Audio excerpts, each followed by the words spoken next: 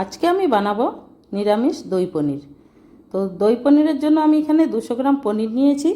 আর পনিরগুলো এভাবে টুকরো টুকরো করে কেটে নিচ্ছি। এটা তোমরা তোমাদের মতো করে কেটে নিবে, ছোট বড় মিডিয়াম যেমন ইচ্ছে। তো এভাবে আমি কেটে নিলাম পনিরগুলো। আর আমি গোলাপিস কিচেনে তোমাদের সবাইকে স্বাগত। পনির তো আমরা অনেকেই খেয়ে থাকি, অনেক ধরনের করে রান্না করা যায়, নিরামিষ আমিষ। তো আমি এখানে নিরামিষ করে রান্না করছি। তো দেখো পনিরগুলো আমার কাটা হয়ে গেল, টুকরো টুকরো করে কেটে নিলাম। নেওয়ার পরে যেটা করব, এখন মিক্স করব এখানে। তো পনিরগুলো কাটার পরে এখানে আমি একটা বাটি নিয়ে নিলাম। বাটিতে 2 চামচ তেল দিয়ে দিলাম, বড় চামচের 2 চামচ তেল দিয়ে দিলাম। আর এটা সরিষার তেলে রান্না করলে বেশি ভালো হয়, কিন্তু আমার মেয়ে সরিষার তেল খায় না, জন্য আমি রিফাইনে রান্না করছি। তো এখানে 1 চামচ জিরে গুঁড়ো, 1 চামচ ধনে গুঁড়ো, 1 চামচ হলুদ গুঁড়ো, 1 চামচ লঙ্কা গুঁড়ো, আর আধা চামচ কস্তুরি মেথি, আধা চামচ লবণ, আর একটু গোলমরিচের গুঁড়ো দিয়ে আমি তেলের সঙ্গে মশলাটাকে ভালোভাবে মিক্স করে নিলাম, যাতে কোনো গোটা না থাকে। তো মিক্স করার পরে পনিরের টুকরোগুলো আমি ওই মশলাটাতে দিয়ে দিলাম।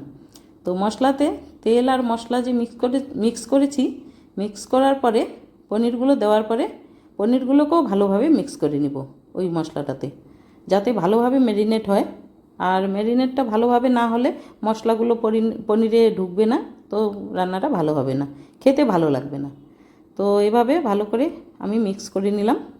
দেখো প্রত্যেকটা পনিরের গায়ে কি সুন্দর তেল আর মশলাটা লেগে গেছে। এটা আমি কিছুক্ষণের জন্য ঢেকে রেখে দেবো এখন। তো এটা ম্যারিনেট হবে। আর যতটা সময় তুমি রাখতে পারো ততই ভালো। পনিরের যে লবণ মশলা সেগুলো বেশ ভালোভাবে ম্যারিনেটটা হয়ে গেলে রান্নাটাও ভালো হয়, খেতেও খুব ভালো হয়। তো এটা হয়ে গেছে, আমি এখন এটাকে রেখে দেবো। তো রাখার পরে এখানে আমি মিক্সিতে আমি 2 মুঠো কাজু আর 1 মুঠো চারমগজ নিয়েছিলাম। এগুলো ভালো করে ধুয়ে নিয়ে আমি গরম জলে ভিজিয়ে রেখেছিলাম কিছুক্ষণ, 5 মিনিটের মতো গরম জলে ভিজিয়ে রেখেছি। ভিজিয়ে রাখার পরে একটা পেস্ট করে নিলাম। পেস্ট করে নেওয়ার পরে বাটিতে দেখো এখানে হাফ কাপ আমি দই দিয়ে দিলাম। দই দেওয়ার পরে যে কাজু আর চারমগজের পেস্টটা করলাম, ওই পেস্টটা আমি দিয়ে দিলাম। দেওয়ার পরে এখানে অর্ধেক চামচ জিরে গুঁড়ো, অর্ধেক চামচ ধনে গুঁড়ো, আর এখানে কস্তুরি মেথি অর্ধেক চামচ আমি দিলাম। দেওয়ার পরে এটাকে ভালোভাবে মিশিয়ে নেব। খুব সুন্দরভাবে মিশিয়ে গেলে এটাকে খুব সুন্দরভাবে মিশাতে হবে, যাতে ভালোভাবে মিশে যায় মশলাগুলো দইয়ের সঙ্গে কাজুর সঙ্গে। তারপরে আমি গ্যাস ওভেনটা জ্বালিয়ে নিলাম, নিয়ে এখানে কড়াই বসিয়ে দিলাম। তো কড়াইটা বসানোর পরে আমি এখানে 2 চামচের মতো তেল দেব। তো তেলটা দেওয়ার পরে, আর এই রান্নাটা বললাম যে সরিষার তেলে রান্না করলে বেশি ভালো হয়, কিন্তু কি করব, ওকে নাকি গন্ধ লাগে, সেজন্য আমাকে রিফাইনে করতে হচ্ছে। তো এখানে আমি দিয়ে দিলাম হাফ টিস্পুন জিরে গুঁড়ো, 2টো শুকনো লঙ্কা, 2টো সাদা এলাচ, আর একটু দারচিনি, আর অর্ধেক চামচ এখানে দিলাম হলুদ গুঁড়ো, আর অর্ধেক চামচ দিলাম এখানে কাশ্মীরি লঙ্কার গুঁড়ো। আর এই পর্যায়ে আমি গ্যাস ওভেনটাকে বন্ধ করে রেখেছি, যাতে মশলাগুলো পুড়ে না যায়। তো গ্যাস ওভেনটা এখন বন্ধ। একটুখানি জল দিয়ে দেব, যাতে মশলাগুলো পুড়ে না যায়, কেন কি লঙ্কা গুঁড়ো হলুদ গুঁড়ো ওগুলো পুড়ে গেলে তরকারিটা তিতা হয়ে যাবে, সেজন্য একটু জল দিলাম। তো দেওয়ার পরে এটা দেখো বেশ ভালোভাবে মিশে গেল। মিক্স করে নেওয়ার পরে এখানে আমি দিয়ে দেব একটু আদা কুচি, অর্ধেক চামচের মতো আদা কুচি, আর একটা কাঁচা লঙ্কা কুচি। এটা দেওয়ার পরে আবার কিছুক্ষণ নেড়েচেড়ে নেব। নেড়েচেড়ে নেওয়ার পরে যে মিশ্রণটা করেছি আমি দই আর কাজু চারমগজ, সেই মিশ্রণটা ঢেলে দিলাম। এটা ঢেলে দিয়ে আবার কিছুক্ষণ নেড়েচেড়ে নেব, কেন কি এখানে কাজু আছে, লেগে যাবে। আর গ্যাস ফ্লেমটা একটু লোতে করা আছে, এখন একদমই লো করা আছে, যাতে দইটা ফেটে না যায়। কেন কি হাই ফ্লেমে দিলে কি হবে, দইটা ফেটে যাবে আর কাজুটা তলায় লেগে যাবে। তো একটু লো ফ্লেমে দিয়ে আমি এটাকে ভালোভাবে মিক্স করছি।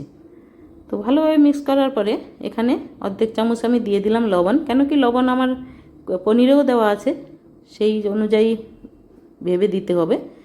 আর স্বাদ অনুসারে যারা বেশি খাবে বেশি দিতে পারো, কিন্তু এখানে অর্ধেক চামচ দিলাম আর একটু চিনি দিলাম।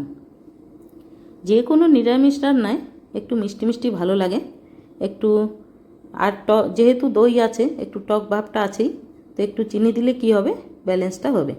এখানে আমি যে জয়ফলটাকে ঘষে দিচ্ছি, মানে সামান্য কোয়ার্টার চামচের মতো পাউডার আর কি। তো আমার পাউডার করা ছিল না জন্য ওটা আমি ঘষে দিলাম, দিয়ে সামান্য জল দিলাম, দিয়ে ভালো করে নেড়ে দিলাম। আর জয়ফলটা দেওয়ার ফলে একটা খুব সুন্দর গন্ধ বেরোচ্ছে। তো এটা একটু জল দিয়ে আমি ঢেকে দিয়েছি, ফুটে উঠলো। এখন আমি পনিরটা দিয়ে দিলাম, যে ম্যারিনেট করা পনিরটা ওটা আমি দিয়ে দিলাম। ভালো করে পনিরটা দিয়ে ভালো করে মশলা টশলা ওগুলো দিয়ে এখন ভালোভাবে মিশিয়ে নেব।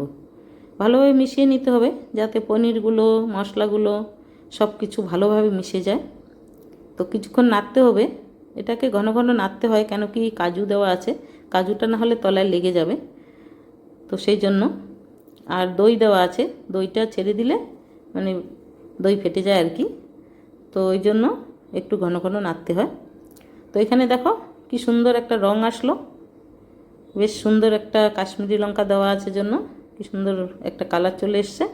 তো পনিরটা দিয়ে কিছুক্ষণ আমি এখন আবারও ঢেকে দেব। আর এটা বেশি ঝোল হয় না, বেশি ঝোল করতে হবে না। আর যে মশলা ছিল সেই মশলা ধোয়া বাটিটা আমি ধুয়ে একটু জল দিলাম, দিয়ে ঢেকে দেব কিছুক্ষণের জন্য, যাতে পনিরটা ভালোভাবে সেদ্ধ হয়ে যায়। আর পনিরটা তো এমনি খুব ফ্রেশ ছিল, একদম নরম ছিল। তো কেউ কেউ আবার পনির করে ভেজে গরম জলে লবণ জলে ভেজায়, তো এটার কোনো দরকার ছিল না, ফ্রেশ ছিল। তো আমি এখানে একটু লবণটা দেখে নিলাম হয়েছে কি না, তো ঠিকঠাকই আছে সব নুন মিষ্টি। তো আমি ঢেকে দিয়েছিলাম, ঢাকার পরে ঝোলটা ফুটে উঠেছে, ফুটে ওঠার পরে একটু নেড়ে দিব, কিছুক্ষণ পরেই আমার রান্না রেডি হয়ে যাবে। তো দেখো বেশ ঘন হয়ে এসছে আর পনিরগুলো বেশ সফট হয়ে গেছে একদম। তো এটা নেড়ে চেড়ে এখন আমি তুলে নিব। দেখো আমার রান্না হয়ে গেল। আর রান্নাটা কেমন হয়েছে বলবে। যদি আজকের রেসিপিটা ভালো লেগে থাকে তাহলে লাইক কমেন্ট শেয়ার করবে, আর যারা সাবস্ক্রাইব করনি চ্যানেলটাকে সাবস্ক্রাইব করে দিবে, আর পাশে থাকা বেল আইকনটা প্রেস করে দিবে, যাতে নোটিফিকেশনগুলো তোমাদের কাছে তাড়াতাড়ি পৌঁছে যায়। তো রান্নাটা কেমন হয়েছে অবশ্যই জানাবে কমেন্টে। তো আজকে রান্না হয়ে গেল নিরামিষ দই পনির। তো এই রান্নাটা খুবই সুস্বাদু, খুবই খেতে ভালো। নিরামিষের দিনে তোমরাও বানিয়ে খেতে পারো, যে কোনো পুজো পার্বণে নিরামিষের দিনে এটা সহজেই বানিয়ে ফেলা যায়। আর এটা অবশ্যই রান্না করে খাবে আর আমাকে কমেন্টে জানাবে। তো ঠিক আছে, সবাইকে টাটা।